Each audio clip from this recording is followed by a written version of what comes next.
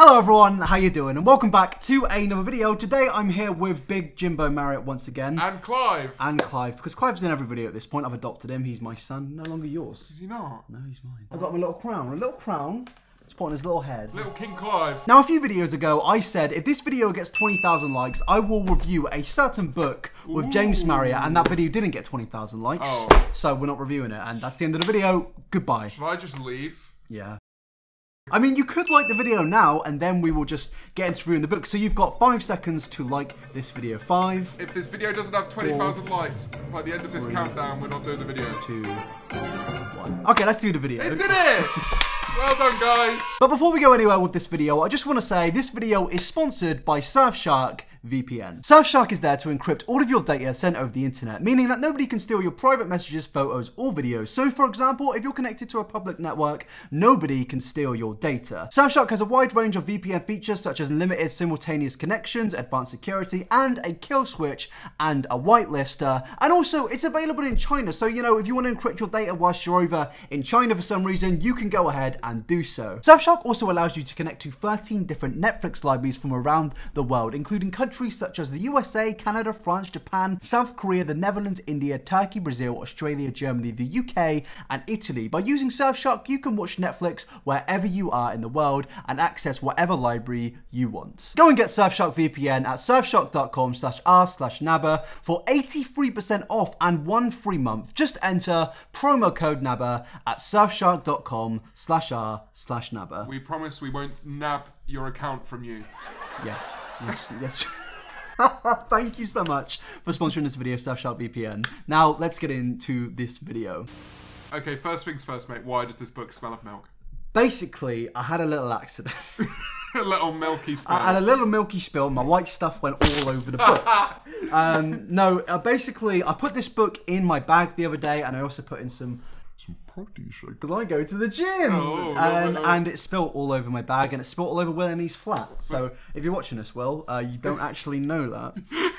He's not watching, mate. He's not. So what I've done is I've gone through the book myself without James, and I've basically extracted. You can read.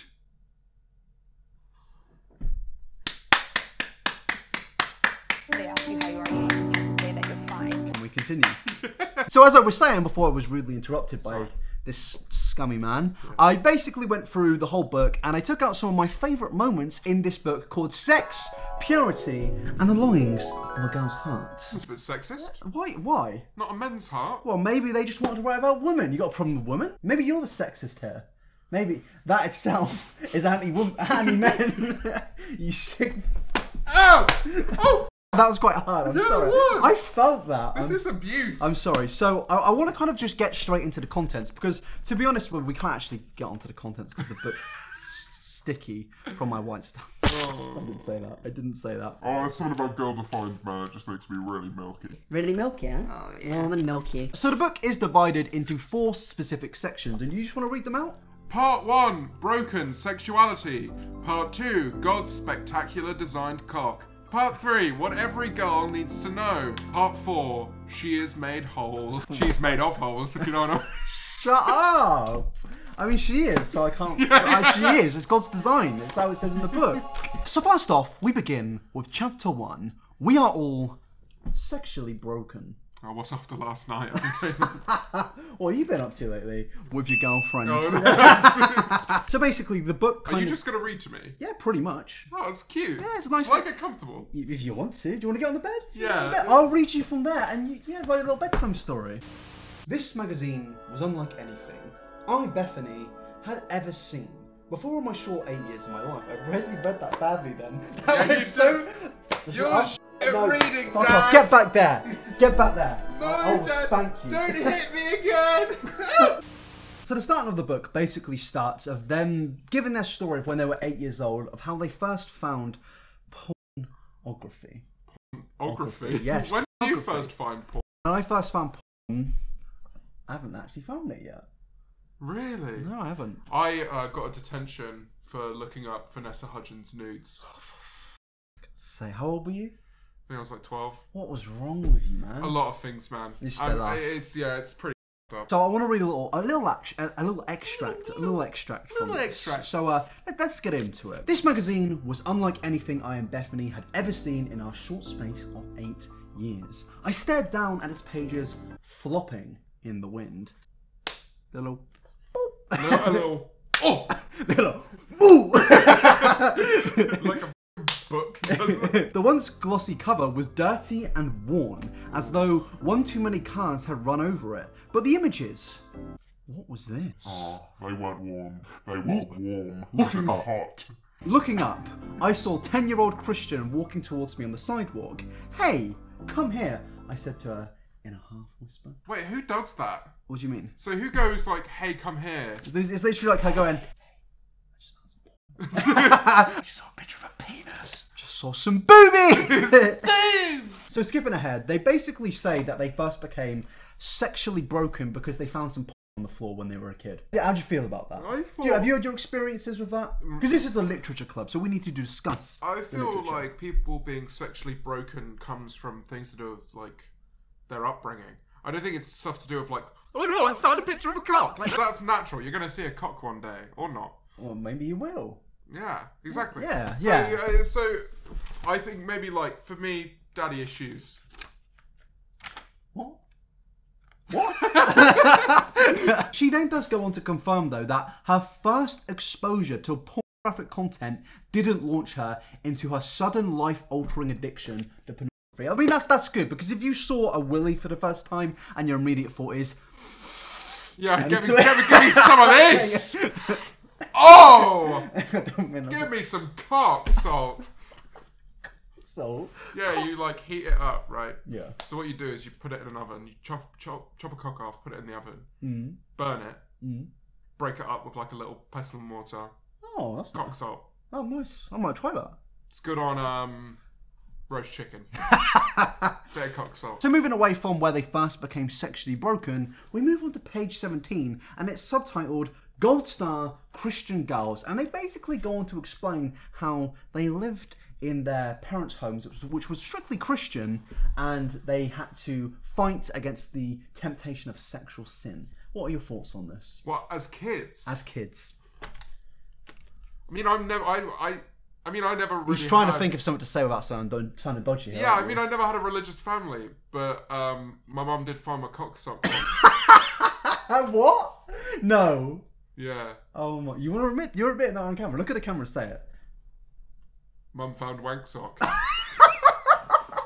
Now carrying on with the first chapter, because this is still all in the first chapter. There's a lot of stuff here to kind of unpack. They go on to explain why they first originally planned to make this book, and they said it was for a biblical understanding of your sexuality. Mine personally. Your personally. James Marriott. It says James Marriott. Up. Yeah, pretty much. We need to understand him. We're writing a book. It says God's design for love, passion, and sex. While your longings for intimacy are a good thing, how to conquer your lust in real life, what God's word teaches about porn, masturbation, and erotica, and how to deal with sexual struggle. Let's get into it. Let's get into it. So, moving on, we go straight into it, the difference between a man and a woman. Oh, probably best not to comment on this kind of stuff. Oh, we're going to. Really? Yeah. I bet their opinions up, man. It is. The book's a bit ripped, as you can see. A lot of the milky white stuff went all over it. The milky white stuff. It burned it. Do you want to read this bit? The difference between a man and a woman? Alright. Men are created to pursue and often find the pursuit of a woman stimulating. What? Is that... Are they saying men... What? What? Men are created... Men are created to pursue and find the pursuit of a woman's stimulant. Are you talking about the chase or like a physical pursuit? Or a trivial pursuit? Men are sexually aroused by what they see, which is quite often women wearing lingerie. I also like playing video games. Yeah, that gets me hard. That does. Men typically find the physical aspect of a relationship more pleasurable than emotional. This is a big generalization. Yeah, I love women's feelings. Oh, you're so nice, aren't you? Look at him. Someone fuck him, please. Men long to be sexually desired by their wives. This affirms their masculinity.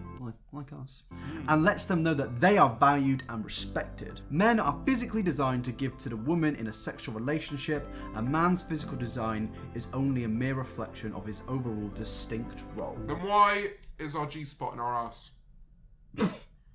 Sorry, have I just undone that whole argument? You've just beaten Christianity. I have. Thanks, God. Catch you later. Now, I feel like it'll probably get a bit more controversial here when we move on to woman, where it says, women are creative to respond and often find being pursued by a man. Yeah, no, that ain't true. That's weird. That can be kind of perceived in different ways, but how I'm perceiving it. Dunno. And it says, women are sexually aroused by touch and want to be desirable and touchable. This is one of the reasons women enjoy wearing lingerie. What's their obsession with lingerie? They've looked at it and gone, I've never worn this in my life. Why do people like this? And they've gone, oh, it must be something to do with God. Must be something to do with God. They say women typically enjoy physical pleasure most when it's in conjunction with emotional closeness. And then women long to... I feel like a lot of people have that regardless of gender, though. Yeah. I mean, a lot of these things, like maybe a man wants to wear some lingerie. Maybe I want. Maybe you want to be touched. Maybe I do. I do. Women long to be desired relationally by their husbands. That's a mutual thing. I want to be desired by my future wife. Ooh, who's the lucky lady? Clive. You f***ing there. Don't punch. Women are physically designed to receive from the man in a sexual relationship. A woman's physical design is only a mere reflection by her overall distinct role. And again, we go back to the question of why is the G-spot in the buttocks? And why do women have fingers? This is awful. It gets even better though. It gets better because it goes on to exposing the lies about our sexual design. So if somebody out there has been lying about our sexual design. Has it been me? It might be me. It may have been you. It goes on to page 49. Alright, here's the first lie. Sexual identity is determined by personal desire. Marriage is a union between any two partners. Apparently that's a lie. Why is that a lie? They're going to say it's between them and God, isn't it? Let me see. We as Christian women need to be strong and diligent in chasing down truth. Even though it's countercultural, we need to get back to what the Creator intended marriage to be. He designed it and therefore is the only one with the authority to define it. His original design for marriage truly is for our own good. They're basically trying to say like, oh, it should just be between a man and a woman, but like without actually having to say it. So basically, if you were upset with us at this point, the book is pretty much homophobic. So we're all in the clear. Like this video. Thank you. Now, I would say that part of the book is probably the worst part because obviously it's pretty offensive, you know. Then it just kind of gets a bit weird. There's a chapter of where she basically says that she used to kiss a wall. I used to fuck a wall. What? Yeah. Oh, really? That's sick. What, do you want to do it? What, kiss or No, both. Give us a little demonstration. Should I get Clive to do it? Or Yeah. Get Clive to do it. Alright, so I'm just going to tell him what to do. Alright, go on. It's important. Go on. Wait. You good? Yeah, I'm giving them the secrets of the trade. Oh, you're giving them the little tour? Yeah. Alright, is he ready? He's ready. Come on. He's fucked up, man. Go on. Fuck the wall! Just fucking it! Jesus Christ! Do it! Do it! It's not me, it's Do it! Do it now! Do it! He's doing it! I'm so worried what our neighbours must think. We're like a wall away from them. Oh my god. Oh, we won't be anymore. We won't. He's gonna fucking burst through it. Like some kind of fucked up Kool-Aid man. So moving away from Clive doing something with the wall, we actually get onto the chapter of when he speaks about a wall, in which she says, I remember a specific time in my teen years when I was really struggling with lustful fantasies. I would sit in my room and often get lost in my thoughts, daydreaming about sexual experiences with certain guys. As embarrassed as I am to admit it right now, I would even kiss the wall in my room, pretending it was a hot guy. Hot dude. A hot bloody Hot dude. boy. A hot dude. With a Thick handy. Wall cock. Big and the you know them black shirts in like year 9 you have with the fire stripes? Oh yeah. He's gotta have them. Gotta have them. I used to kiss my hand. Wait, is it fucked up? Then people you like practice, don't you? You know, you really practice. A little bit. A little bit of a little bit of Oh, fuck. fuck's sake. So far in this book, we've had homophobia, and we've also had a woman admitting that she used to kiss a wall, and now we're probably going to go back to the bit of the old homophobia when we get to sex made for marriage. The night was filled with romance and passion. It was spectacular. From that point until now, Zach and I have greatly enjoyed sex within our marriage. It's a wonderful and incredible gift from God. God's a horny bastard, isn't he? They cannot expect us to believe that they didn't have sex until their marriage. They cannot expect me to Mate, believe you realise that. people have been doing that for No, centuries. I don't care. They have been smashing behind doors. They've been going for the... And a little bit of a... I just kind of feel like half this book is just bullshit. Like, everything... This book is just there to be mocked, because everything in this book is pretty much wrong. Like, there's probably some, good things. Some, maybe. One good thing, and that was probably the ending. Just or when I spilled the milk on usage it. of the word sex. Just boobs. One of the final bits is called Satisfied in Christ and Redeemed Sexuality. I just don't get it. It sounds like to me that they just want to have sex with Jesus. That's all I take from this book. They just want to get... Well, my Instagram is James Marriott YT. Feel free to hit me up. I prefer to go by the name God. You think you can blow my Instagram on my videos? Yeah. Oh, fair enough, mate. Well done. No, links in the description. The thing about sex before marriage for me, like waiting all of that time until marriage to have sex. Imagine if you got to that point and it was shit. I mean, that happened to us. Like, luckily, I mean, she said it's good. I hope it is. Seriously, genuinely, if you're watching, I hope he fucking gives it. I hope it gives it.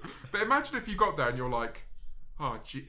It's like throwing a hot dog down a hallway. Like 20 years for that. 20 years. I waited for that, and you just can't even do it properly. Oh my god. So aggressive. I would pretty much give this book a review of a...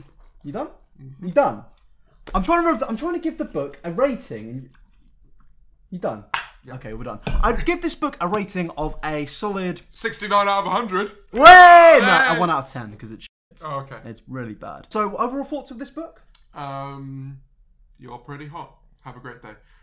Everyone, I hope you had a great time watching this video.